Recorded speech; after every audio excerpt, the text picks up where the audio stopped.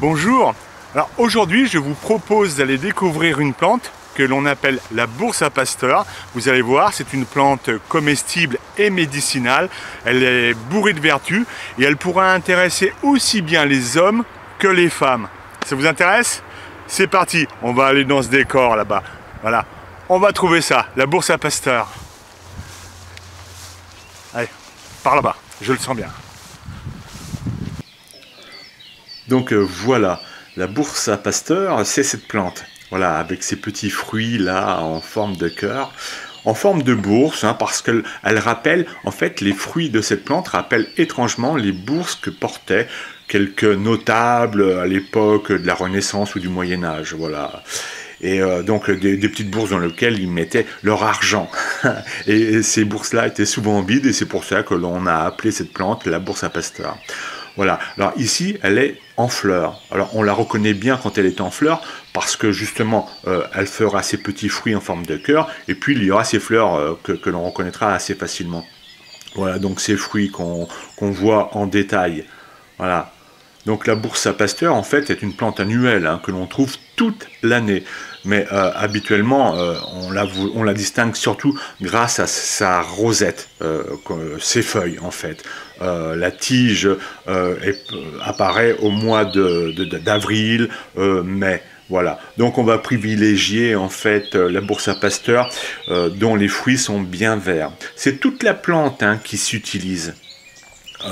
Alors en infusion, on la mange crue, voilà donc la petite fleur, voilà, donc qu'on peut manger, elle a un goût sucré, voilà, on la met dans la salade, et puis on mange également ces petits fruits qui ressemblent à des petites bourses, qui auront eux un petit goût salé, voilà. Ne pas abuser non plus de cette plante, hein, on peut en consommer comme ça de temps à autre. Alors là, on voit les fruits ont pris une couleur un peu marron. Alors il faut privilégier en fait la bourse à Pasteur quand les fruits sont encore verts. Voilà. Donc on se régale de la rosette, hein, qui aura un goût pour certains un peu de chou, d'autres de cresson. On reconnaît également, pour pas se tromper, donc la bourse à Pasteur avec sa tige là, comme vous voyez là, qui est un peu poilue. Voilà. Donc en fait un peu, qui est poilu, mais il faut vraiment regarder de très proche, de très près. Voilà, vous voyez là, je crois qu'on voit bien hein, des petits poils de partout, tout au long de la tige. Alors elle peut faire jusqu'à, ça dépend de là où elle pousse. Hein, là, alors regardez, là c'est la rosette qui ressemble étrangement au pissenlit que l'on mange en salade, hein, qu'on va rajouter avec notre salade de tomates ou de ce qu'on voudra. Voilà. Alors elle est meilleure quand la fleur n'est pas arrivée, il faut le reconnaître. Mais quand la fleur est arrivée, on peut le manger toujours en salade, elle sera un peu plus dure, ou alors de la manière des épinards.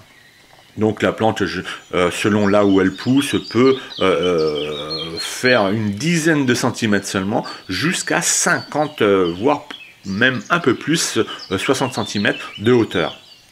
Voilà, vous voyez, elle est grande, hein, celle-ci, avec donc ces petits fruits, là, en forme de bourse, la bourse à Pasteur. Voilà, et ces belles fleurs. Alors, au niveau des vertus, elle est riche en vitamine C surtout, elle est bourrée de minéraux, elle serait très efficace contre tous les problèmes, les infections urinaires. Elle sera également très efficace pour dissoudre, a priori, les calculs rénaux. Elle permettrait de réduire énormément les règles abondantes chez certaines femmes, jeunes filles. D'ailleurs, les sages-femmes, autrefois, l'utilisaient dans ce cas-là. Très efficace également contre les hémorroïdes, les varices, et puis d'augmenter le tonus du muscle utérin. Cette plante, et comme beaucoup d'autres plantes d'ailleurs, est déconseillée aux femmes enceintes. Elle serait très bonne pour la circulation sanguine.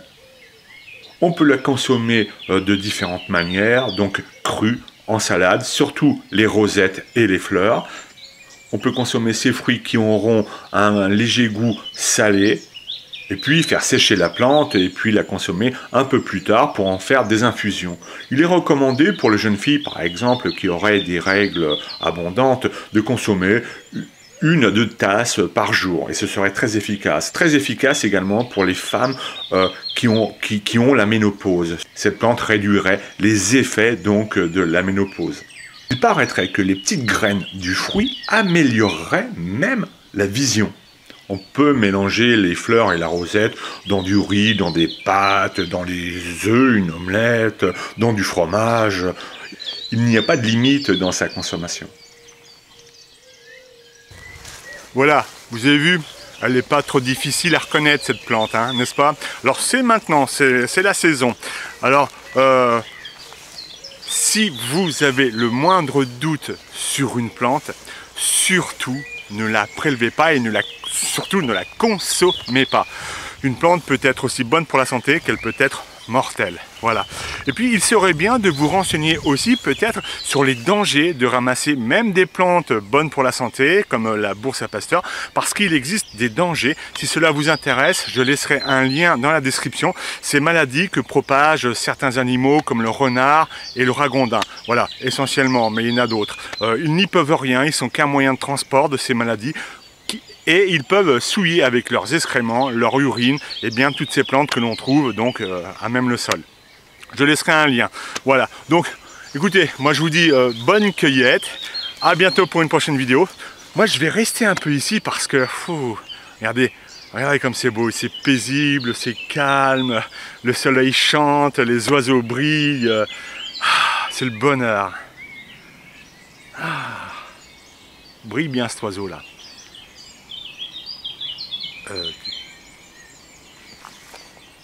Qu'est-ce que je raconte moi? Ça vient pas de la plante, hein. Ça vient certainement du soleil. Je chante un peu trop là.